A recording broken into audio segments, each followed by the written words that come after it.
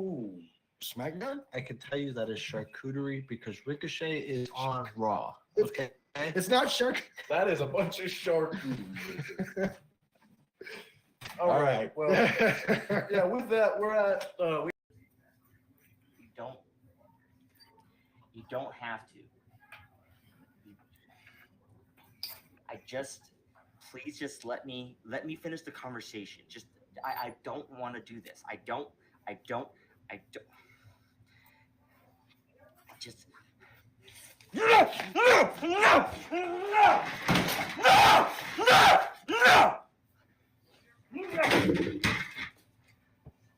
Look at this! This belongs to me! Not you! None of this! Jim, this belongs to me! Me! I earned this! Not you! So, All right. So it looks like we're having a couple of issues. Oh my gosh. All right. Oh, there we Yeah, go. there Now we we go. got some told you, sound. I'm adulting better than him already. All right. Hunter, say ass. What? Say ass. No. You're an adult. Come on, don't be scared. You're an adult. You can say ass now. No. See, he's being a good boy. I'm curious because I'm like, how are they gonna make someone? Because all the promos they've done to build him up, I'm like, the way that Sammy's been taking shots for Roman Reigns, the only real shot he's given back is a shot with the chair, and then he just got mollywopped. He's never been the guy who just comes out and messes people up. What do you get? And can overpower Roman Reigns. What? What do you get? Wally mopped, obviously. Having the Macho Man Chris Wolf out there was very good for me. There was something that I really wish Little Guapo could have been there for because it's a throwback, in my opinion, to the Attitude Era days. Because said trash can that was being used to beat upon Logan Knight got placed on Logan Knight. And they were taking turns just beating him up in the trash can. And it was great. That's like definitely. What you think? So The Rock is on Buddy's list. The Rock is on my list. The Rock is on your list. The Rock is on our chat's list.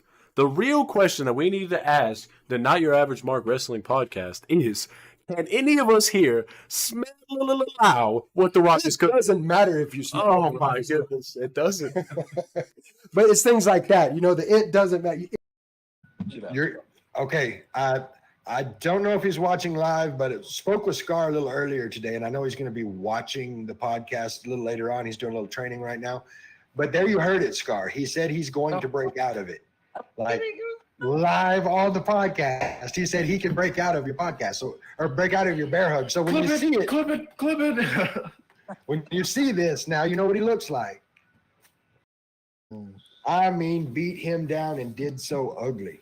Yeah, it did him so bad that, he came home after one BCW outing and was like, Emilio Guzman, that's my man, till today wearing a War Chief shirt. So you saw how messed up. Emilio, I got love for you, bro, but, it's a cool shirt. You see how messed up that walloping was, but. Has to be this man chilling in the ring with two torn freaking quads.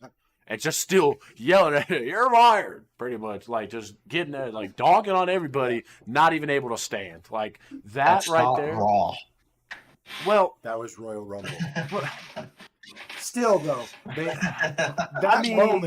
that moment when he slides in and goes to stand up and just sits down against the rope. Stuff. So you had a B+ on Raw, B- on SmackDown, had a B+ and a B. You want to know what show got an absolute S+ in my opinion? SCP, that's the one. That's right. Squared Circle Pros Tornado Slam. What a show. From start to finish. Damn. Yeah. Oh, yeah. We had... Before we get into it, there's been a little controversy, I'll come to find out, so I'm going to have to address it real quick. Apparently, last week I said some things about our new WWE, the United States champion, Logan Paul.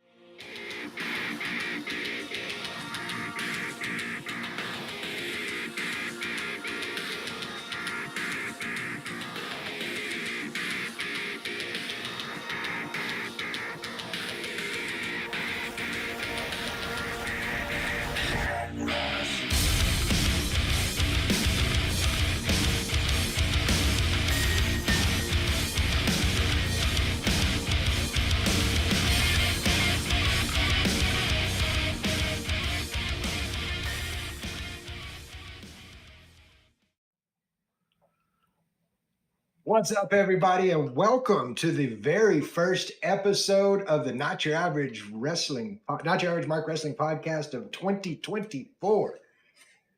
As you can see, I am your host, Guapo, and we have a special guest host with us. If we're going to start the year off, let's start it off right. The one, the only Rick Elzy. Rick, what's up, man? Hey everybody, how you doing? Happy New Year to you. Glad to have you here on the show for the first episode. Hey, I'm glad to be here. I love And talking wrestling. It's definitely a passion, man. It's what the podcast is all about. I'm excited for the new year. I'm excited for everything this year is going to hold for the podcast, for West Texas Independent Wrestling. It's going to be a kick-ass year, and I cannot wait to get it started. I do, of course, want to start by throwing a thank you out there to Ross and the boys from Labor 12 for giving us our theme music. The track's called Head Rush. The album's called Monsters, and you can get it anywhere you get your podcasts, your streaming, anywhere. If you haven't checked out Monsters yet, you need to get that done because every track on there is a banger, especially Head Rush because, well, we're a little partial to that one. But make sure you check them out. I want to say thank you to everybody in the chat for being here tonight. We've got Jay Conrad Photography. We've got our boy Camino in the chat. You guys keep things going, and I can't wait to see what we've got for this year coming up. Talking about some of the things we have coming up. Of course, you can't talk about what's going on in the new year without talking about our local shows coming up. We've got our first one, BCW Dangerous, January 13th. Live in Levelland, Texas, TMW Event Center. It's going to be a good show, man. I'm really looking forward to this one. Let me kind of run the card for you. We've got Jeb Bingham, longtime friend of the show, is going against a mystery opponent to be named at the event.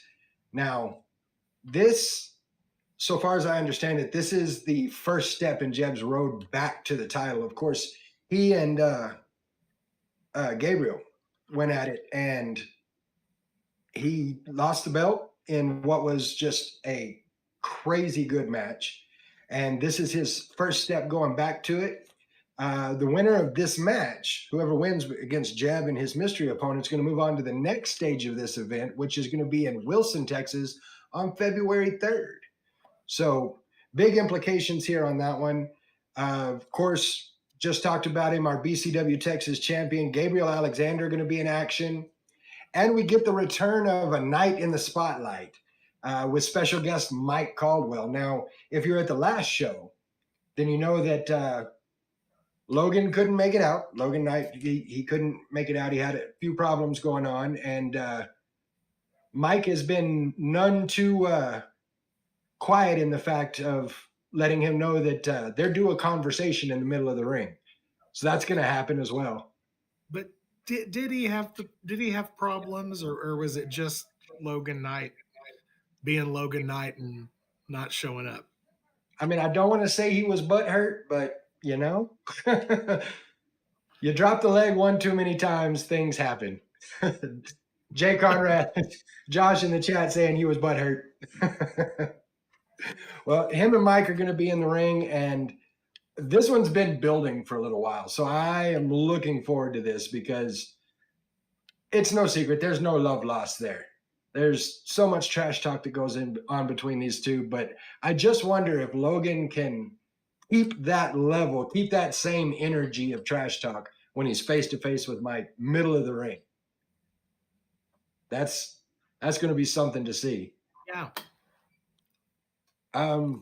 At the last show, we saw Guerrilla Militia. These guys are just massive human beings. Absolutely huge.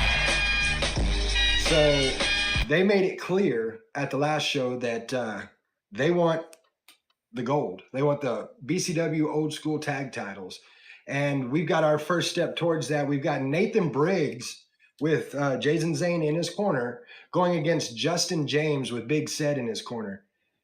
That's going to be a heavy corner. I'm just going to throw that out there now. I can't put out enough how huge these guys are.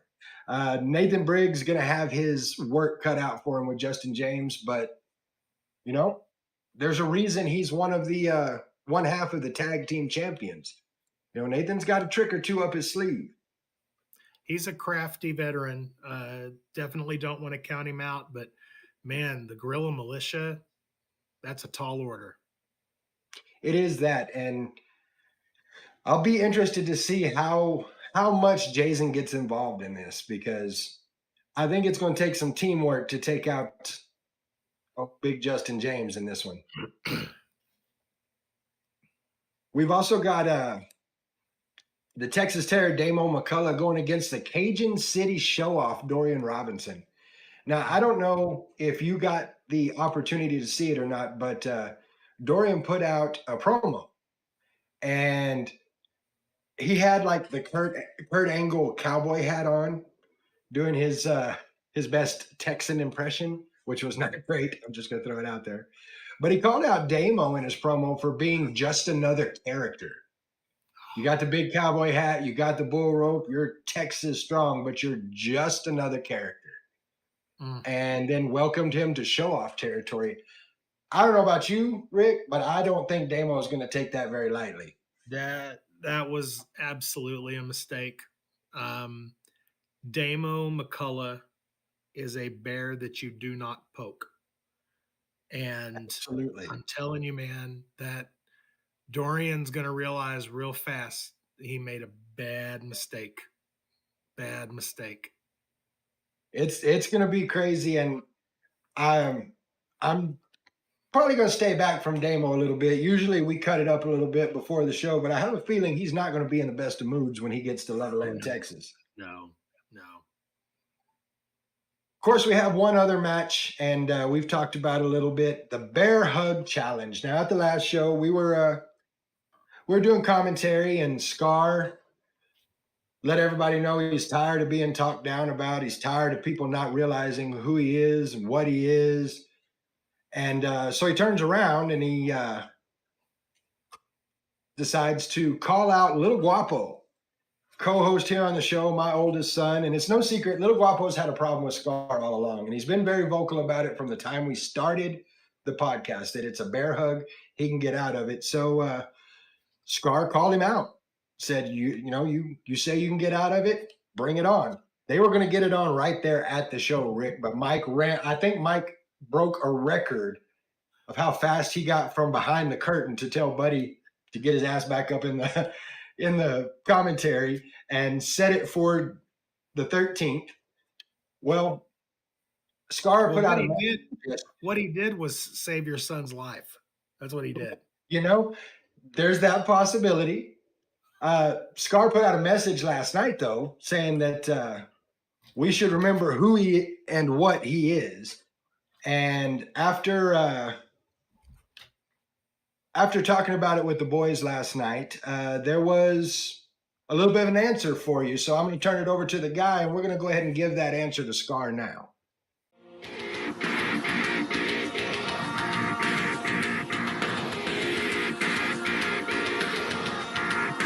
It's Boy Guapo, host of the Not Your Average Mark Wrestling Podcast.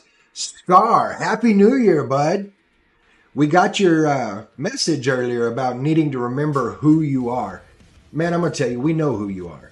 We've seen the matches. We've seen the Bear Hug Challenge. We know that you are the monster of West Texas. But see, you called out my son. And something about my son, he ain't been scared of monsters since he was 3. So January 13th, live in Levelland, Texas, TMW Event Center for BCW Dangerous. He's going to show you that your Bear Hug Challenge might not be as challenging as you thought it was when he gets out of it. And then maybe, just maybe, you'll remember who we are, because we are not your average marks. I'm gonna drink it all away. Inside my head rush.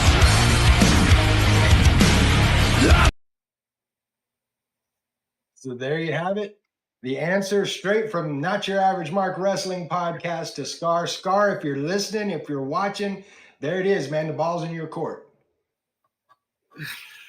Look, I like Buddy. I like Little Guapo. He's a good dude. I may be your permanent co-host. It's a Because possibility. I- It's I mean, I hope for the best, but I'm going to expect the worst. well, of course, with you as a co-host, you notice the boys aren't here. They're off doing a little training because you got to get ready for this bear hug challenge. Yeah, yeah. What, what can I say? It's going to be a hell of a match. It's going to be a hell of a card. It's going to be a hell of a show. So make sure you get your tickets for that. That is BCW Dangerous, Oh. January 13th, live in Levelland, Texas. And one more little thing about this show that I'm not sure everybody knows, but it's a really big part of the show for me. All the proceeds from this show going to the Salvation Army. So really good cause for all the proceeds. It's going to be great. And that's something that I think needs to be talked about more and recognized more for BCW and for Mike Caldwell. And that is that this promotion does more for community outreach and more for groups that deserve funding than probably any promotion in West Texas, including mine. I mean, Mike really works hard to do stuff in this kind of vein of community outreach, and he should be applauded for that. And Absolutely. BCW should be supported for that. And the best way you can do that, the best way you can support what it is that BCW does, what it is that Mike does, is to get those tickets. You can get them online. You can get them at Tobacco Express there in Levelland. You saw on the phone number on the video there. You can look on the socials. All the information's there. But get your tickets and come to the show. It's Absolutely. a really good cause. Absolutely. Again, that's the 13th of January. That's next Saturday. So, my son's got about a week. Got to work on that bear hug a little bit. After write that, a eulogy. Or write a eulogy. yeah, there's that too. I'm so worried. Yeah, I think he's going to be. He seems pretty confident, so I think he's going to be all right. That, of course, brings us to a week later. We have Squared Circle Pros Collision Course taking place January 20th, Jake's Back Room, Lubbock, Texas. Always a good show. Always a good time. And this one's going to be no different.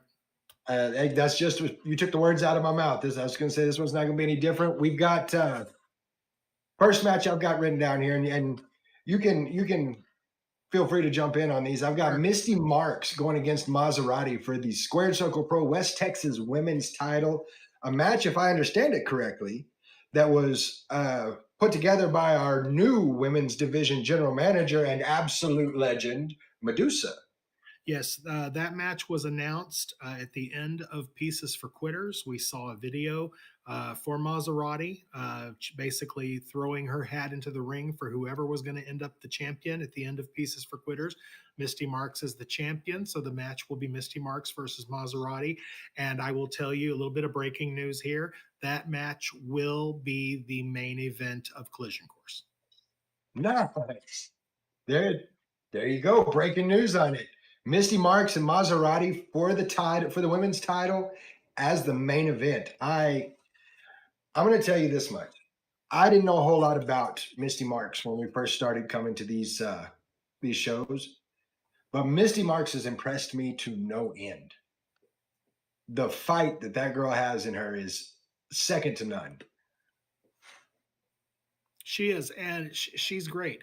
She was trained by the legendary Jazz, WWE legend. She works all over the place. She gets a lot of reps in. She goes to a lot of regional territory areas. She's not somebody that sits on her laurels and just wrestles in one promotion.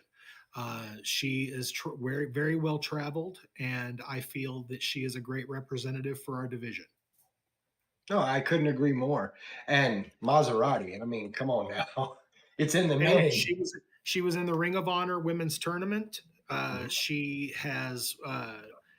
works at FSW in Las Vegas. She's done reps on AEW Dark and Dark Elevation. She's very well traveled as well. She works all over the country, and this is probably the biggest women's match that we have had to date. Can't wait for it. It's gonna be great, and it's cool to hear that that's gonna be your main event. I really like that. But it's just the tip of the iceberg, Guapo. True. It's just the tip Very of the true. iceberg, because this, saying that it is the biggest women's match that we've ever had, yeah, it is. But this is the beginning of the march towards equal rights and lefts on July 19th, when SCP presents the first ever all women's West Texas event in Lubbock. And I'm telling you, the names that are going to be on this show, the regional, national, these, I mean, you are going to lose it when you hear the final lineup for this show. I have no doubt. I have been working on this show for almost a year. And I can't wait to hear what we get. I mean, there's, when I look at just the rough draft of the show at this point, like I look at it and I think to myself, there's no way this is real. That good, huh? Okay, I see you, Rick. I don't even know where to go with that, man.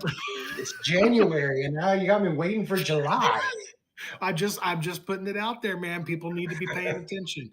But yes, I mean, there's a lot more at Collision Course. We've made, at this point, I believe we've announced 9 matches. I've got, let's see, 1, 2, 3, 4, 5, 6, 7, 8, 9. Yeah. Yeah. And the next match I've got on here is actually a double debut match. We've got Panther Rodriguez and Mateo Ozuna going at it.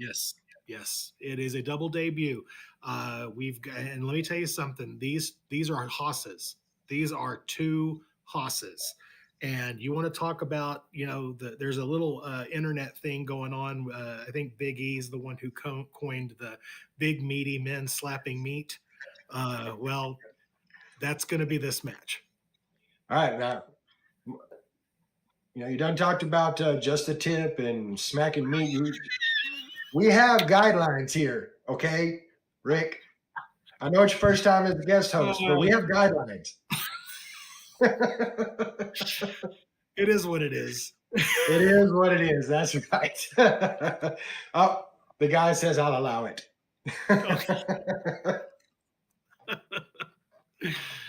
Our next match on here, and I am looking forward to this. I haven't had the opportunity to see either one of these guys go at it, so I'm interested to see how that match turns out. Our next one, though, kind of a new style match for us here at the podcast, so I'm looking forward to seeing how it plays out.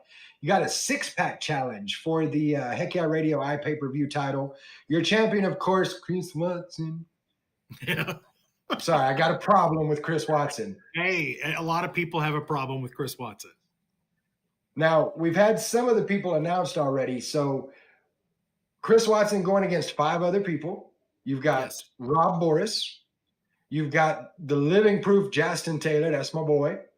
And then, of course, you've got Lilith Blood. And I'm going to tell you what, just to keep things 100 right here, I hope that Lilith Blood throws the champ around by his short and freaking curlies. Because he would deserve every bit of it. I mean, and Lilith has an issue with Lemigra, a standing issue that's been going on for over a decade. So, I mean, her inclusion in this match is crucial, and Chris Watson needs to be prepared because not only does Lilith have something to prove outside of the tag team division, she has no love lost for the guys that he has now hitched his wagon to. I'm not going to say that during the Christmas season, I was hoping that he got coal in his stocking and that perhaps that coal caught fire. But, things are what they are. I have a problem on who to get behind. Longtime friend of the show, Justin Taylor, always a fan, but you put Lilith Blood in the mix and, I got to get behind Lil, man. Well, and there's two more people to be named in that match. That announcement will be made tomorrow Okay. and online, so you can look for that. But the six pack challenge is going to be handled a little differently than you may have heard of six pack challenges in the past. It's not going to be six people all at once. And it's Okay. not going to be kind of like King of the Mountain where it's two and then somebody else comes in when someone's eliminated. It's actually going to be three people in the ring at all times. And if someone's eliminated, another person comes in. Chris Watson, if he loses the title in any fashion before all six competitors have entered the ring, that title will float until we have one person standing. But if Watson retains the belt and all six people have entered the match, then at that point, the first fall from Watson will end the whole match. All right. So that, I mean, that is a little different setup than I was thinking. I'm glad you put that out there.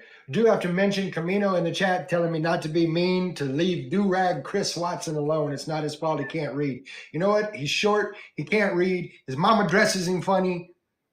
Hey, but he And has I a hope sweet- Lil beats his ass. he has a sweet trench coat, though. He does have a nice trench coat. I mean, I'll give him that. The trench coat's nice. I hope after Lil swings him around by his short and curlies, she like lays it on top of him. Again, apologies to those that are listening, but me and Chris Watson, we got an issue or two that we got to work out. And maybe even Lamigra, because, you know, they're with him. I don't know if you ever had this, you know, you and I are of similar age. I don't know if you ever had this problem, but, you know, I used to get in trouble and get told you got that because you was with him. You know, my friend would get in trouble and then I got in trouble because I was there. So, you know what, Lamigra, you was with him. Guilt by association is a real thing. Lil would look good. Jay Conrad saying Lil would look good in that duster. Just saying. You know what? If you're listening right now, if you're going to be at the show, there has to be a take that duster chant for Lil. It needs to happen.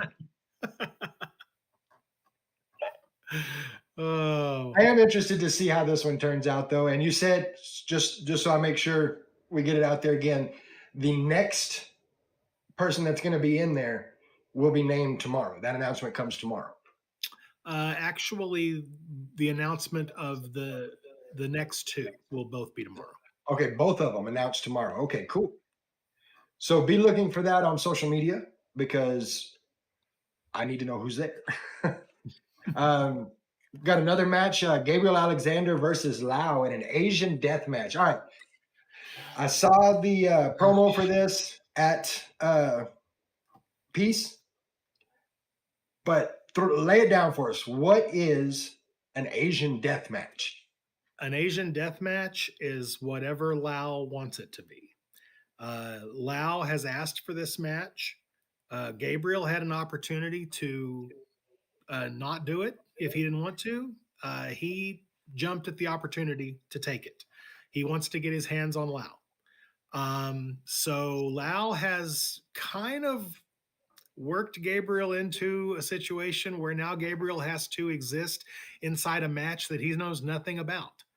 And I have no idea what Lau is bringing to the table with this. I've seen a lot of death matches in my life.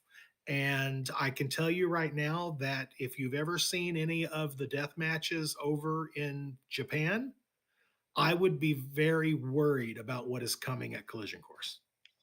I was thinking the same thing. I'm a little concerned for our boy Gabriel Alexander because it's a tall order to go into a match not knowing what you're going up against, but being a death match and being, well, it's like you said, if you watch, you know, New Japan or All Japan, any of that, and you've seen any of those death matches, they're called death matches for a reason. I mean, they're insane.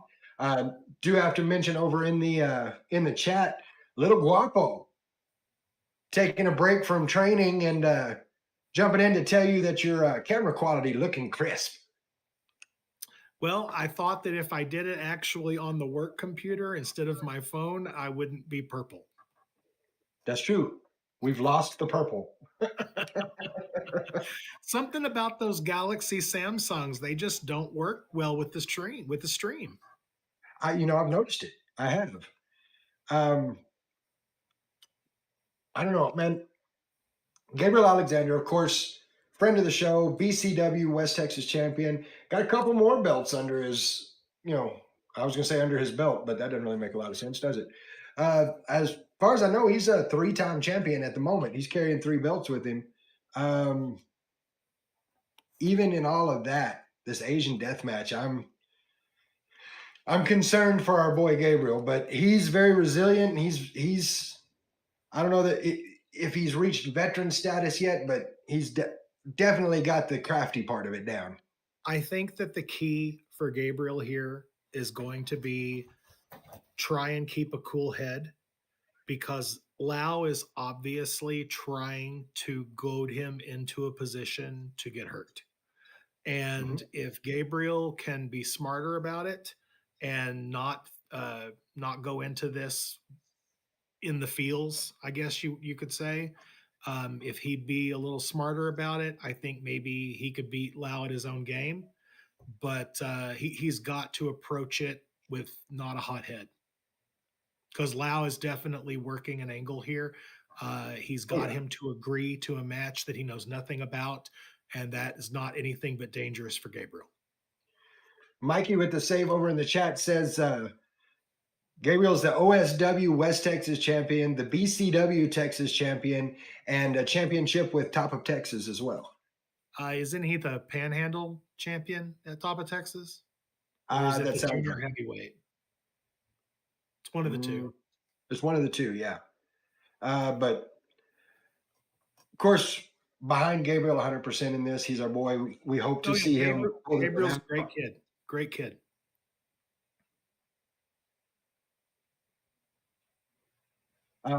Another big match for the night. This one also announced at Pieces for Quitters. Your new Squared Circle Pro champion and apparently Nolan Phillips guy, Sam Stackhouse, going up against LC Mox for the title. Yeah. Yeah. I want to see Mox take this one. Nolan Phillips is barred from ringside. Huh? Take that, Nolan. Nolan Phillips barred from ringside. I mean, that helps a little bit. I mean, I've got nothing bad to say about Sam Stackhouse other than he made a bad decision in hanging out with Nolan Phillips, in my opinion. But we've had Nolan Phillips on the show before, and he made a statement, and he's not wrong. Everybody he's associated himself with has touched some form of gold.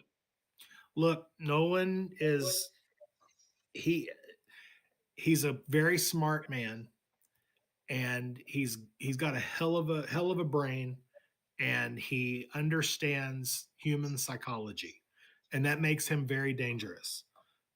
He has the integrity of a weasel. So,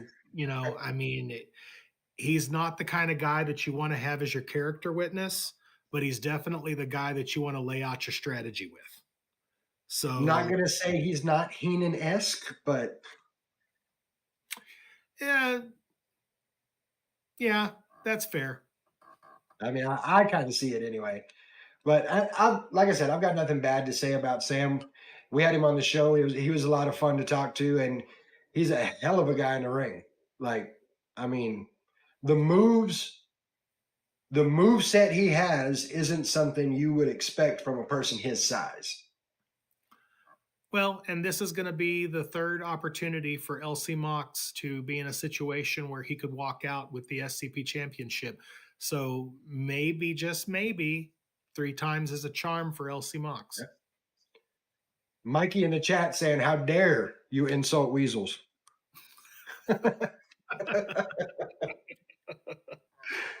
No love lost in this chat room for Mr. Phillips. No. Well, hopefully LC Mox can pull this one out. Either way, whether Sam keeps the belt, LC Mox takes the belt, it's going to be a hell of a match either way. Both of these guys just great competitors. That brings us to the first round of what's going to be a year-long tag team tournament. 4 matches. The first one having the Russell twins. No, I'm not talking about Little Guapo and Bruss. I'm talking about Cameron and Alan Russell debuting against Certified Wildcard, that, of course, being Jeb Bingham and Draven Reeves. So tell us a little something about the Russell twins. Are we going to have to like do a copyright thing here? I mean, The Russell twins are out of the New Orleans area. They have also competed on AEW Dark Elevation. They've worked several promotions in South Texas. And I actually found them online. I looked at some of their matches, got a hold of them, and invited them for the tag team tournament. And so this is going to be their debut with SCP. They're excited to come out. They are a very high flying, fast paced duo. And I thought that putting them with Jeb Bingham and Draven Reeves would give us a hell of a match. And I can also tell you that this is the official opener of the streamed event. nice. So this will be our first main show match. Well, I will say I'm interested to see the Russell twins because I've heard a lot about them. I haven't seen them wrestle, but I've heard a lot about them. And they're going to have their hands full. Jeb and Draven, of course, both friends of the show. They have a good chemistry. They've got the quick tags. They're in and out, in and out, in and out. So I hope the Russell twins have been doing their homework on these two. Mm-hmm. It's going to be a good one. Our next one, another set of friends of the show, our boys Downfall Cathedral, Ramrock and Ryan Ribbon, going against two members of the Gallery of the Damned. Now, is this two members of Lucas Scratch's choosing, or? Yes, Lucas Scratch has assured me that two of his 5 members of the Gallery of the Damned will be in this match. So it could be Colt, it could be Poison, it could be Alistair, it could be Tomas Silva, or it could be JKM. But it will be 2 of those 5 will face Downfall Cathedral. Downfall Cathedral is, I'm not going to lie, I'm just going to throw it out there. I've got love for everybody on the roster, you know that. But Downfall Cathedral is my pick to win the whole damn thing. These guys are just big, they're powerful, they're quick, they're what you want in a tag team. And that is I see them winning the whole damn thing. That is definitely Downfall Cathedral's goal. They are in this to win it. I've talked to both of these individuals. They're super excited about it. They jumped on it the second that the tournament was named. And, they're definitely in it for the long haul. I can't wait to see them. We've got our third match, 2 members of La Migra, which might as well be 5 members of La Migra because where there's 2, there's all. Versus Island Rage, that of course being Brian Rage Rivera and Baby Samoa. Now, Baby Samoa with a bit of a bone to pick, a score to settle, if you will, after the last match. Yes, I believe that Brian Rage and Baby Samoa can take solace in the fact that it's probably not going to be Watson as one of those members, because I don't know how smart that would be to put yourself in yet another match when you have already 5 people to contend with. If you can walk. I'm pretty sure that, it's going to be some form of combination between Diablo Blanco, Charlie 50, and El Gringo Loco. So, but here's the thing. All of those guys are former tag team champions. And La Migra is a well-oiled machine. And Brian Rage and Baby Samoa are a little bit heated, and they are not in the best place for what I would say making intelligent decisions. So again, much like with the Gabriel Alexander Lau situation, the key in this for Baby Samoa and Brian Rage Rivera is going to be to not let La Migra get them into a situation that they can't get out of. Well, and that is going to be the key for them. But one thing that whoever it is in La Migra has to keep in mind with this is the one place you don't want to be is in a fight in the middle of the ring with either one of these two. Oh, it's going to be physical. It's absolutely going to be a physical fight. because that the feud that is going on right now between these individuals has been raging for the last few events. And Yes. so, the fact that these two were paired up in the first round of the tournament, I mean, you can go anywhere with it. I can't wait to see where it does go. I know if I was putting my money on somebody, it would probably be Island Rage. I mean, scores to settle, and there is zero fight that these guys are not going to bring. There's zero quit, all fight, all heart, all go, all the time. Both of these guys. Yeah. So I'm interested to see where that one goes. And of course, our last match, Los Carnales, Emilio Guzman and JC Bravo versus the Riot, that being Reggie Lincoln and Stonewall Rimson. Emilio and JC, are they going to be able to coexist after everything that's gone on enough to take on the Riot and give them the fight? Well, I mean, Los Carnales appeared to be all on even keel at the end of Pieces for Quitters. Cesar Torres did retire, but it seemed that the three men were able to come to a common ground. So, I mean, they asked to be in the tournament. They submitted their paperwork as a team. So I'm assuming that Guzman and Bravo are good. And, we'll find out here, because if they're not on the same page and there is any existing problem, Reggie Lincoln and Stonewall are going to run them over. Oh, absolutely. And Mikey's saying in the chat, Stonewall is a scary dude and Reggie's a former Squared Circle Pro champion. Yes. And they The are Riot another is team not- with good chemistry. The Riot is not to be underestimated. No, not at all. And as far as Emilio and JC, I mean, I saw it too. I saw the hugs and everybody emotional and everything. But I also thought they were good the last time Emilio Guzman decided to stab him in the back. So I'm a little leery. Yeah, I get it. So all of this we've talked about, and this isn't even the whole card. This is just what we've got right now. We've got more that'll be announced, and as it's announced, of course, we here at the Not Your Average Mark Wrestling Podcast will be bringing it to you live. It's going to be a hell of a show. Make sure you get your tickets, $10 tickets. Come on now. $10 tickets, January 20th, Jake's Back Room, Lubbock, Texas, Squared Circle Pro Collision Course. It's going to be one you don't want to miss out on. We're going to move right now into a raw review here. Before we do, again, want to thank everybody that's watching, everybody that's listening. If you haven't hit that subscribe yet, do that. Follow us, subscribe. We're all over the place now.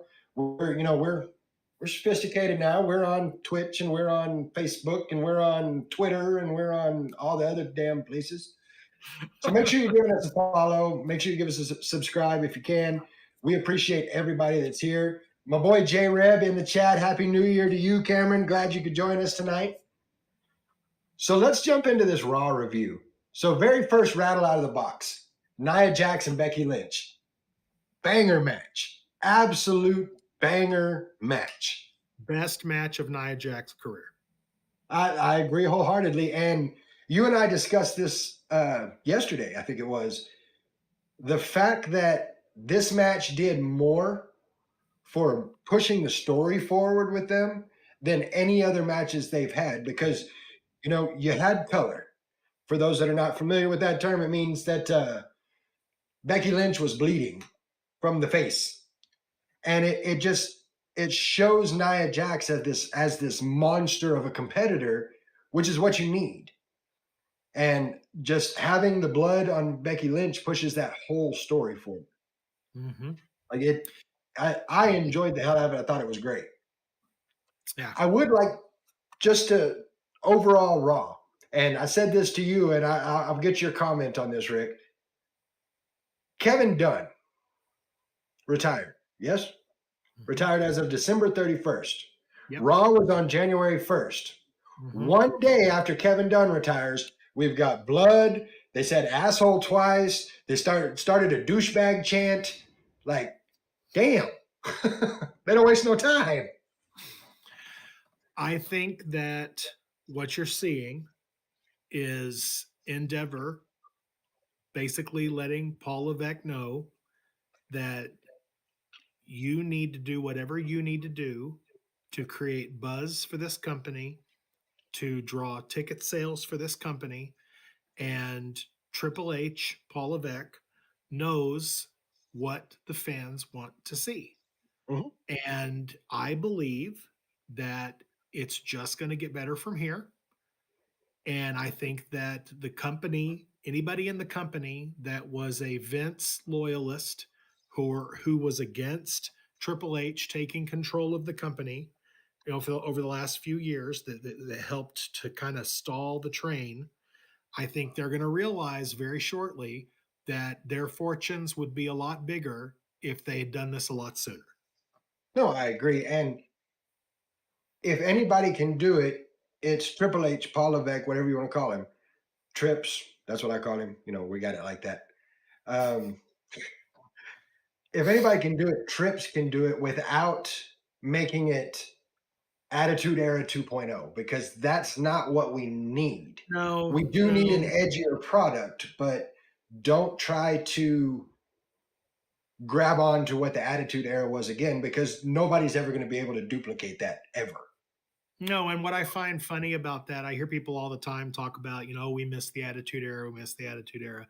I defy anyone, because I was a huge fan of the Attitude Era, and I know several people who were huge fans of the Attitude Era.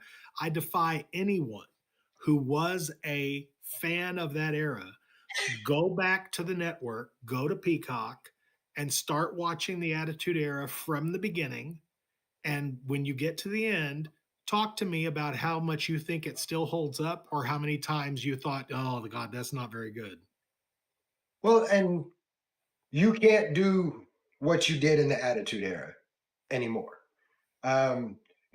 The Attitude Era was a specific point in time where you could have the Stone Cold Steve Austin that flips the finger to his boss and makes him kiss Rikishi's ass, and you can have the bra and panties matches, and you can have, you can have Triple H as Dr. whatever his name was, who making a very, very strong mockery of Asian culture.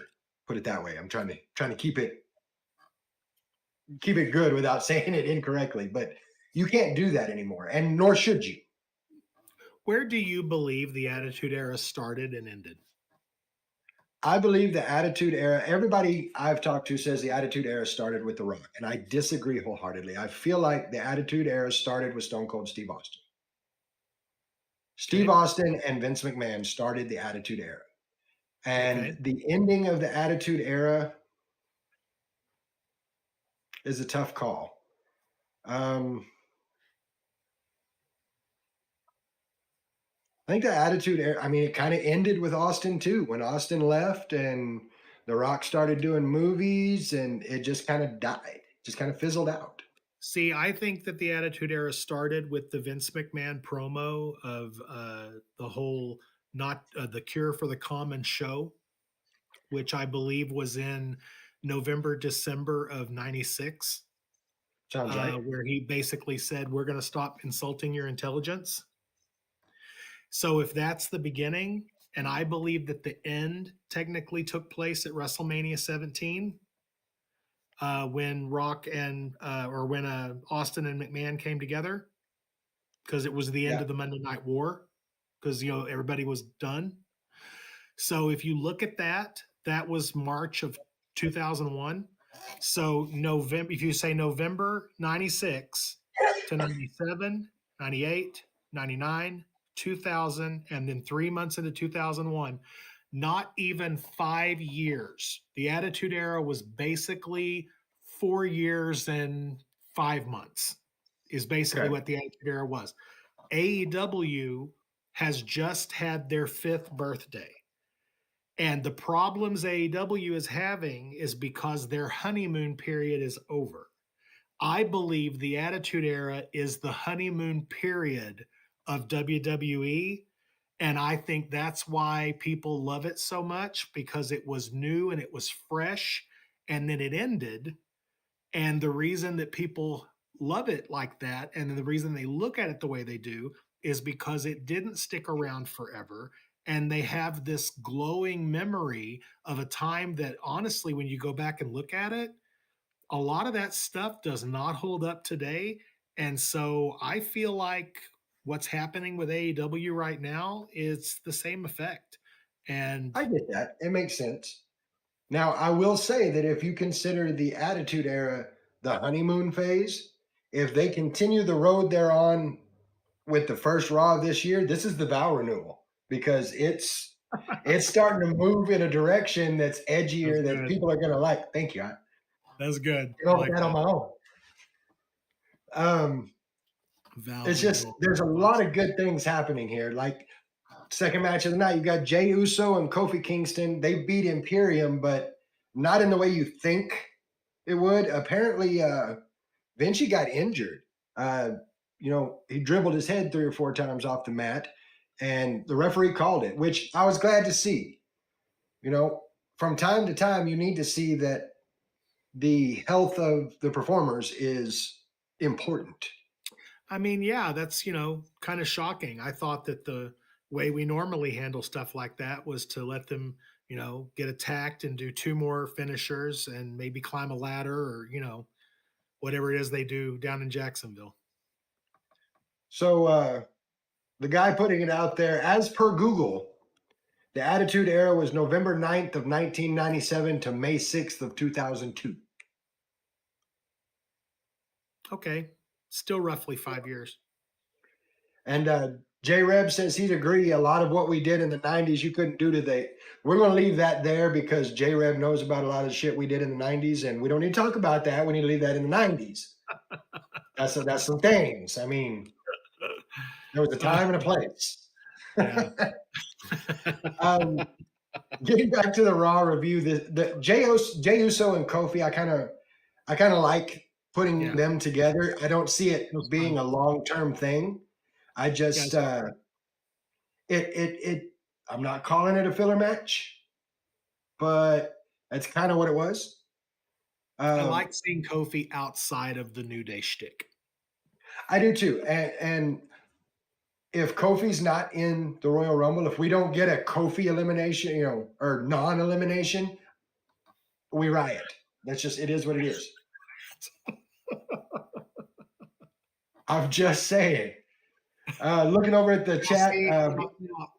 Now you saying that, see, if I was wanting to get heat on somebody and I was wanting to book somebody to get a lot of heat like a Gunther, I'd have like Kofi come out at number 1 and I'd have Gunther come out at number 2 and I'd have Gunther toss Kofi and Kofi like try to do the I hold on and then like Gunther just kick him off and he's done.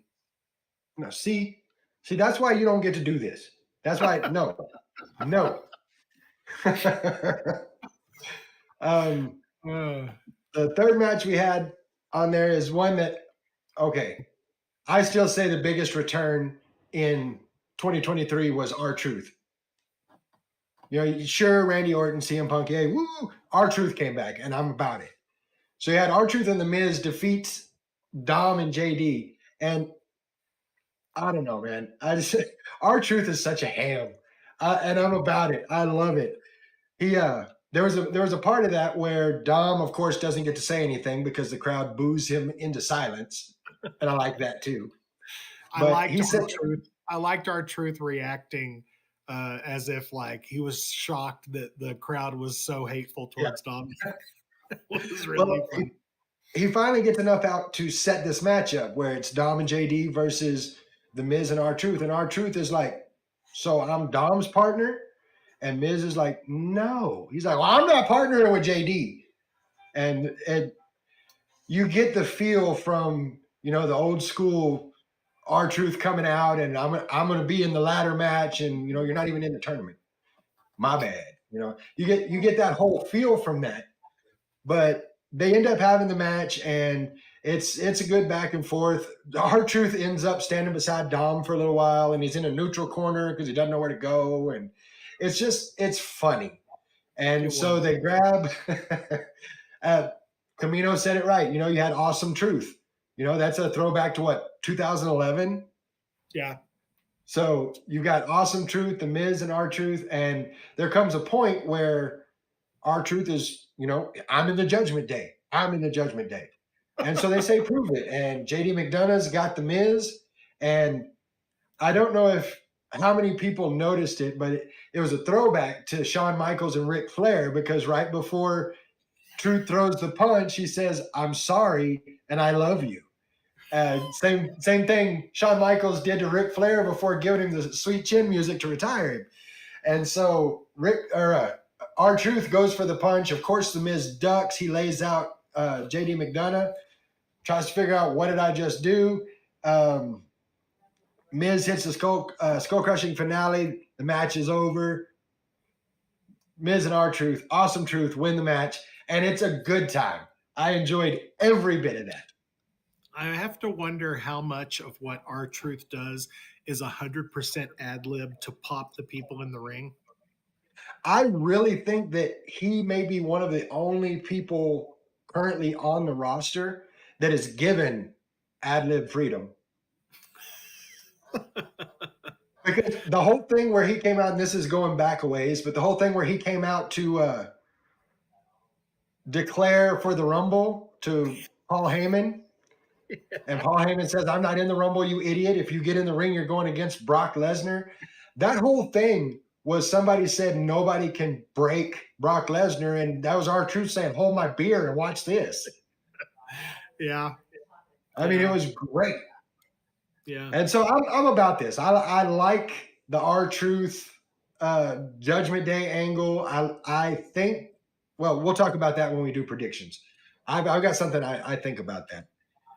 Then we have Rhea Ripley versus Ivy Nile. Another absolute banger match. And the two banger matches we've talked about so far are both women's matches, and I like that. They're finally utilizing their women's division. The best thing they could have done for Ivy Nile was kept her in NXT for an additional year. And it was a lot of people last year were calling for her to come up early in the year. And they were saying, you know, after Mania, they need to bring her up. They need to bring her up.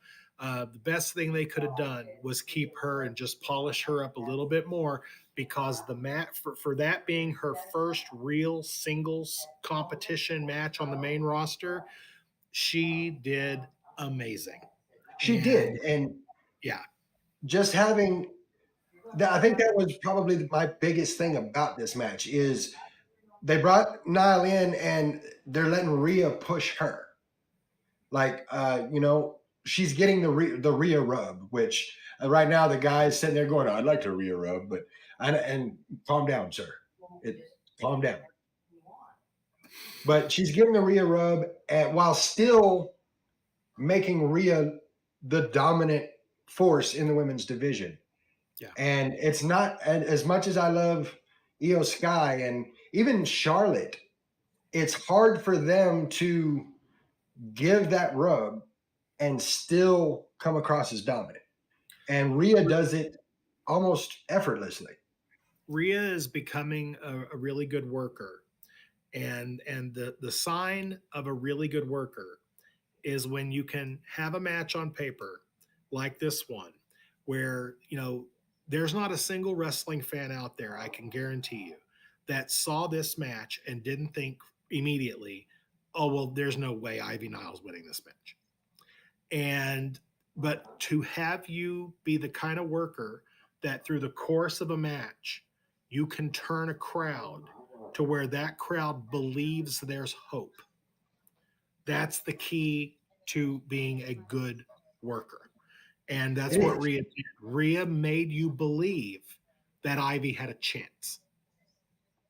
And Ivy, for being her first main roster match, you could see the nerves on her face. I mean, there's no question about that. And the first couple of minutes in the match, you could tell she was trying to find her bearings. But once she got into it, I mean, yes, Rhea did make her look amazing, but she did her part as well. And I see Ivy Nile being a big name in the women's division moving forward. Like, I think if she stays injury free and they book her correctly and give her some more opportunities, yeah, 2-3 years down the line, she's going to be a big deal. Put her and Zoe Stark in a match together, and holy hell. Here's And- the thing. I'd like to see the I'd say a more angry side of Ivy Nile. Yes. I think that if it were me, I would create a new Heart Foundation, and I would have Natalya be the leader, and the 3 people involved would be Shayna Baszler, Zoe Stark, and Ivy Nile. I can see it. We're actually going to talk about that in just a minute. Looking over at the chat, yes, Camino, she was the girl with the chains. And the guy says he's going to go back and clip all of that because there was so much innuendo. And, you ain't wrong. We throw a little innuendo out from time to time. Got to catch on. Talking about Shayna Baszler, Zoe Stark, and Natalya, we had that match. Shayna Baszler and Zoe Stark going against Natty and Tegan Knox. May not be the most popular opinion out there, but this is my thoughts. I think Tegan Knox could be a force to be reckoned with the right partner. I just don't think Natty is that partner. It's not. Once Dakota Kai is ready to work again, and the damage control stuff implodes, Dakota Kai needs to rehook up with Tegan Knox as Team Kick, and we need to get them back together. That would be great because Tegan Knox, she's got the moves, she's got the energy, she's got it. It's just I don't want to say Natty's holding her back, but in my opinion, Tegan Knox carried that match on their side of the match. Yeah. Of course, that one ending up with Baszler and Stark getting the win. We had Seth freaking Rollins against Drew McIntyre, and this one's been building for a minute. Seth it's been building and building and building and building, and one of the signs of a great talent is Seth brought this all to a head with one line. All he had to say was the only person keeping Drew McIntyre from being a champion is Drew McIntyre. That's all it took. Yeah. The match was great. Back and forth out of them. I enjoyed it. It was good. I'm not gonna lie. Whenever Drew rolled him up and overrolled him and hit his foot on the ropes, I honestly thought Drew won. I was thinking, what beautiful. the hell are you doing? That was beautiful. That was some of the best ring presence I've seen from wrestlers. Seth fell in exactly the right place. Drew put exactly the right amount of torque on the pin with the leg, and the foot just was right there. That was so easy to mess up, but the fact that they were able to execute that spot, man, that should be applauded. That was amazing. I thought it was great. And of course, Damian Priest comes out at one point to cash in and gets Claymored for his troubles and doesn't get to cash in. No. Some of the things I've been hearing though is, you finish the match out, Seth wins with the stomp, but he's completely exhausted. Like his tank's empty. Yeah. And the commentators right as the match ends says, no cash in for Damian Priest tonight. Well, why not? Seth is like laid out. Why did we not get Damian saying, okay, well, here, I'm going to go ahead and cash in. That's technically on Damian. Yeah. I think they said what they said because Damian wasn't making any move to go forward. So, well, and I will say this whole thing with Seth and Drew is not over, but I do think it goes on a pause for right now. And I think that and this kind of goes into our predictions, but I think you get Drew and Damian Priest, which eventually ends up with a match for that Money in the Bank contract. That's what I see happening there. I can see that. I think they've got to build Seth and Punk moving forward right now until Mania. I think that WWE has made the decision. Maybe Paul is the one who made the decision. But I feel like they have decided that Damian is not the guy they want to cash in. But I felt the same way about Dolph Ziggler, and Ziggler literally cashed in the night after WrestleMania. So, That's I true. mean, Damian technically has until the night of Money in the Bank.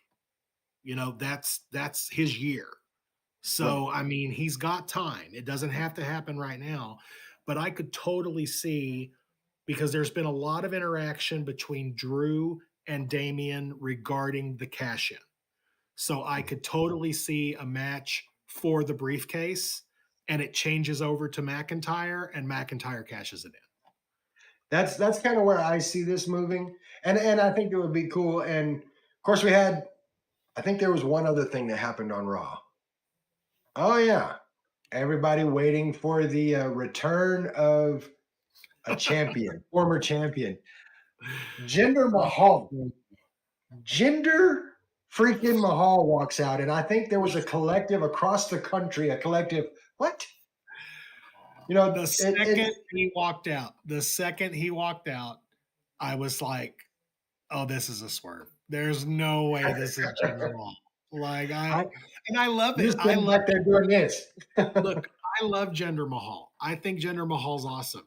I love him as the manager of Indus-Sher. I enjoyed his reign as the world champion. I love that they let him beat Randy Orton. I like that they tried. They tried so hard to get him over. And he looks like $1 million. And he is everything you could want in a superstar wrestler. It's just going to take the right opportunity and the right program. And I just don't think they found it yet. But man, he was the perfect person to be out there so that when the real star came out, the pop was through the roof. Well, and my first thought when I saw Jinder Mahal was like, didn't we see him like 3 weeks ago? Weren't Indus-Sher in a tag team tournament? Like, wasn't he there? Yeah.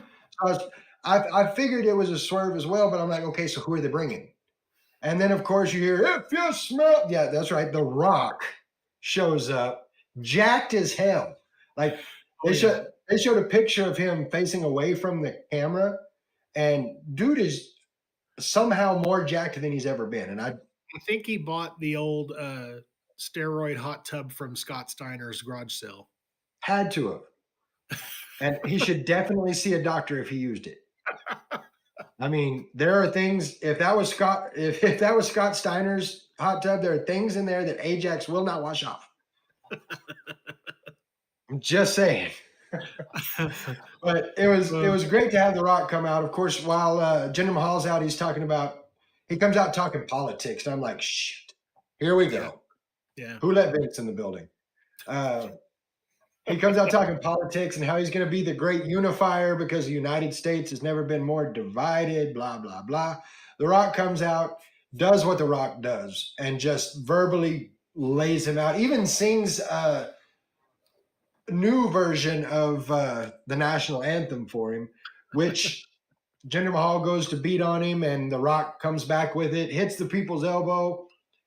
Very winded people's champ. Yeah. Takes the mic and says, after all this ass kicking, I'm hungry. So I'm going to go out in San Diego. I'm going to get something to eat. But should I sit in a booth? Should The Rock sit at a bar?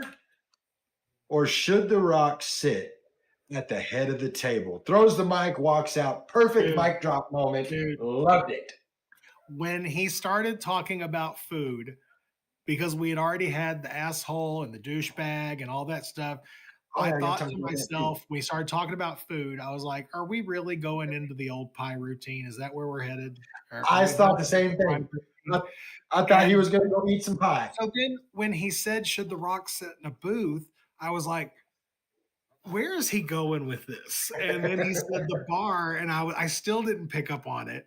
And then when he paused it, he said, or should The Rock sit? And when I heard sit that third time, I was like, no. And he said, at the head of the table. I went, whoa. That was such a good moment.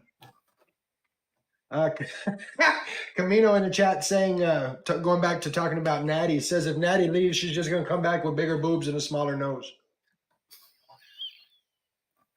He's not lying. I'm going to need you to calm down, sir. Some of us are not, some of us don't have a problem with that. It'd be okay. You know, some of us want to see what that might look like, okay? Calm down.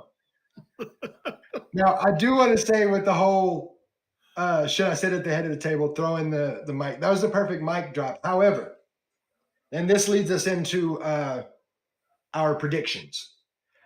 We're going to do some predictions for 2024. And this is my first one. I don't think, and this is probably an unpopular opinion, but I don't think Rock Roman happens at WrestleMania.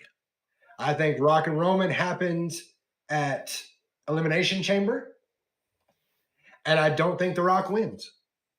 I think he's back solely to put Roman over for Roman's match against Cody at WrestleMania. I do believe that Rock and Roman will happen at Mania. I don't believe it'll be for the title. Okay. I think it'll be for the head of the table. That doesn't necessarily mean that Roman won't have the title at the time. There We're are two talking about nights. that in a moment, There are too. 2 nights of Mania. There are 2 nights of Mania.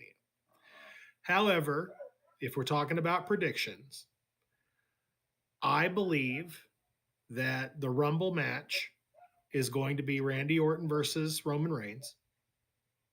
Before I you think- continue with that, for those of you that aren't aware, there's a I triple do- threat match tomorrow night on SmackDown involving Randy Orton, LA Knight, and AJ Styles. And the Yeah. winner of that match Yeah. goes on to face Roman Reigns at the Royal Rumble. And I think that AJ and LA Knight are going to have their own feud. But I think that Orton wins. I think he goes to the Rumble. And I think he pulls it out. But I think it's because of The Rock. Now, I'm not saying The Rock directly interferes in the match. They may hit music. They may hit a video, something. But I do believe that in some way, Randy Orton defeats Roman Reigns, ends the title reign abruptly. No one sees it coming. It's a shock, but Roman blames The Rock. And I believe that at Elimination Chamber, it will be Rock Roman in more of a confrontation than a match. But it will Okay. be the bloodline beating down The Rock. It will lead to the match. I do believe that Cody will face Randy Orton at Mania for the title, and I think that he will beat Randy Orton. Which they have history. I mean, Cody and Randy. The reason I say that, and this is the discourse that I see online all the time, but I think it's ridiculous. People are for some reason, they're under the belief that Cody's story has to end at Mania and it has to be Roman Reigns. None of that could be further from the truth. The story ends when Cody Rhodes holds the title that used to be the WWF Championship, which is the title Roman has right now. It's the unified belt. But the story ends when Cody holds that title and can say that he won the title they took from my daddy in the garden. That's the story. It could And that happen doesn't have to any be Roman. show. It could happen as any show. It could be against any champion. So to think that Cody must face Roman at WrestleMania and defeat him for the title to end the story is a ridiculous thought, and people aren't paying attention to the story. So I'm going to throw something out there. Myself and Mama Guapo were talking about the other day. Ever since The Rock did his thing, it's Rock Roman, Rock Roman, Rock Roman. There's something that's not being talked about that I think should, and this is kind of a long shot. I'm not going to call it a prediction as much as I'm going to call it a long shot. Mm-hmm. But could The Rock being there be the catalyst for Solo's turn on Roman? Because let's not forget, it was the elders that sent Solo Mm-hmm. to watch after Roman, make sure he's doing right. Who's to say that they didn't also send The Rock? I mean, it's possible. You can go anywhere with that story. I think that And I definitely think that that's, the end game for Roman as the head of the table, I believe is Solo Sikoa. Yeah. I believe that the end game is Solo versus Roman. How far long it takes to get there, how many people we have to go through in order to make that happen, I don't know. But I do believe that that is the final catalyst. I believe that The Rock is there solely for one thing and one thing only, and that is to 100% put his stamp of approval on Roman. And Roman will beat The Rock in whatever confrontation they have, because having The Rock beat Roman makes zero sense. No, I agree. It doesn't make any sense at all. But if I were to, I don't know, if I were booking, I mean, it would look about right for The Rock to do what he's going to do, say what he's got to say, and then say, Solo, do your job. Solo comes to the ring, turns on Roman Reigns, and we get the beginnings of that. I'd like to see that. Like I said, that's a long shot, but Yeah. So going into the Rumble, we got about 15 minutes. Let's go into the Rumble. What do you see? Let's start with, who do you see showing up at the Rumble? We'll start with the men's Rumble. I feel like the Rumble is mostly going to be, if you got 30 guys, I think that 25 of them are going to be people that are on the main roster. I think that you might get 2 or 3 NXT surprises, maybe 1 or 2 legends, maybe. Probably just 1. I know a lot of people are rooting for Sean Waltman, X-Pac, to be the legend.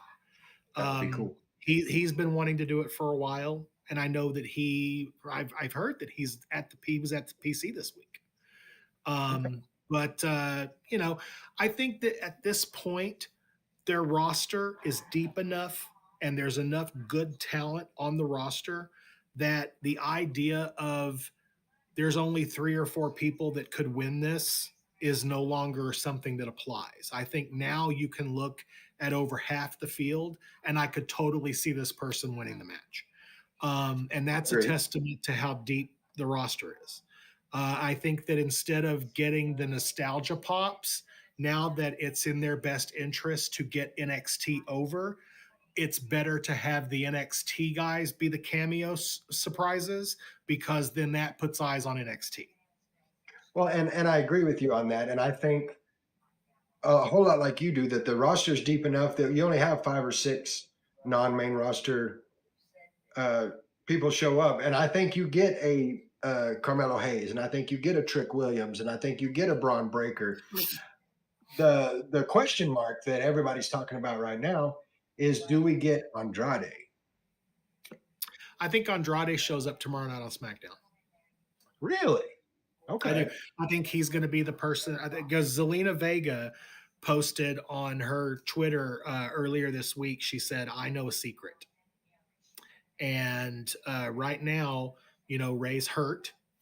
Mm-hmm. And Santos has been pointing a lot of the fingers at the other LWO members for abandoning him.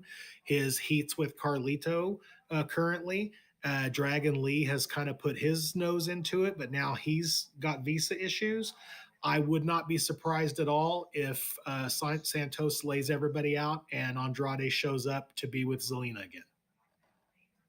Okay, I could see that. We got Mikey in the chat saying Trick Williams in the Rumble for sure. I hope so, man. Trick's good. Oh yeah, Trick's great. Trick's great. I definitely want to see him out there. Let's move over to the Women's Rumble. What do you see going on?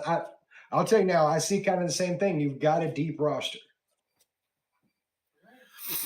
I am hoping for one thing out of the Women's Rumble. I don't care who wins it. I don't care who starts it. I need one thing to happen. What's that? Based on what we've seen with Nia Jax, how they've been building her back up as the monster, what she did to Becky on Raw, I need her to continue to do this all the way up to the Rumble. And then I need her to come in at like 4, 5, or 6. And I need her to murder everybody in that ring and have her pull the Brock Lesnar where she stands there and accepts 3 or 4 people coming out, and she eliminates them until half the field is gone. She's standing there, and then maybe 15, 16, somebody like that. Jade Cargill. Yes. And then I need Cargill to come down, stand face to face with Nia Jax, trade some forearm shots, eliminate Nia from the Rumble, and will put Jade on a platform. She doesn't have to win. Hell, Nia could get back in and pull her out, and they could brawl through the crowd or something. But I Right. need that moment of Jade Cargill putting Nia down so that we can build to Mania. And I would like for that match to be Jade Cargill's Mania debut, where she puts down Nia Jax. Maybe we get the big Andre slam with Nia, and then Jade can stand tall at Mania, and then the sky's the limit. Well, I'm looking over here.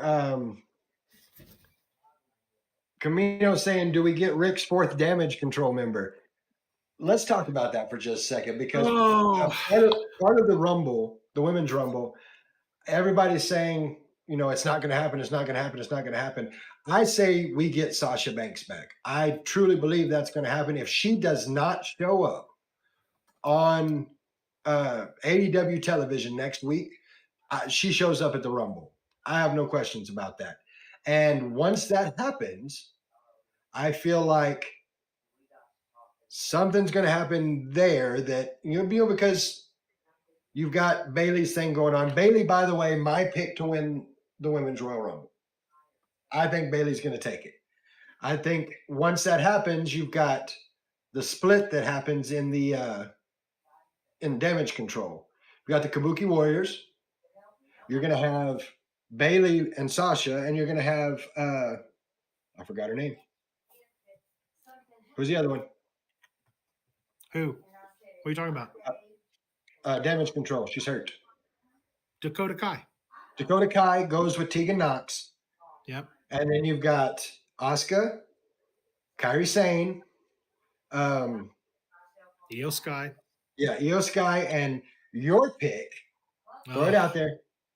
Dude, I'm begging for it because there's one more name, and she's known as the final boss. It's tailor-made for this storyline. It The is. leader of the new Damage Control has to be Mako Satomura. So you get Mako Satomura along with your Kabuki Warriors. Well, now Sasha's back, and Bailey and Sasha are together. And, you know, a few months from now, after injury, Charlotte will be back. And, you know, we've also got Becky there. So now you've got the 4 horsewomen against the Kabuki Warriors. Hey, And that writes itself. look, I'm all about it. I just need Mako Satomura on television, okay? I need Mako That's the only Satomura part you on need. television. I need the final boss. I need these 4 Yakuza chicks to just start gutting people. I just need it. And I need some real Squid Game crap going on Raw and SmackDown. I dig it. I mean, I'm serious. I'm not even playing. To answer Mike's question in the chat, yes, there is the rumors going around that because TNA has signed a deal with Endeavor for some TV distribution and whatnot, there is the rumor that TNA is going to be under the umbrella of TKO, that WWE, or not WWE, that TKO, which is now the parent company of WWE, may be in line to purchase TNA. I don't think that they're going to be purchasing the company. I think that whatever deal they're working on distribution wise may be something that ends up with a TNA footage license through the network or something like that. But I just don't think they're in the process of trying to acquire anything. So, but I could be wrong. I know that right now the fuel is out there for the rumors. But I don't know. I guess we'll find out. We've got about 5 minutes left. So real quick, men's rumble, who takes it? Punk. I've got Punk as well, with Cody winning the Elimination Chamber. That's my thoughts. Yep. Women's rumble, like I said, I got Bailey. Bailey's a good shout. Bailey's a good shout. Yeah, I guess I'll have to go with Bailey. Okay. Well, as is customary on our podcast, within the last 5 minutes, I always like to turn it over to our guest host, our special guest, for a final thought. So going into 2024, the floor is yours. 2024. I just want the business to thrive. I want WWE's on a real roll. I need Tony Khan to pull his head out of his ass and fix AEW, because I feel like they're starting to circle the drain. I'm happy for the NWA. They seem to be doing more shows. I'm happy for TNA. Their product is great. The lineup for Hard to Kill, I don't know if you've seen it, but good Lord, the lineup looks great. I just want the business to be healthy, because if the business is healthy on a national scale, it's going to trickle down to the indies, and that's my business. So I really believe that 2024 is going to be a formative year across the wrestling business.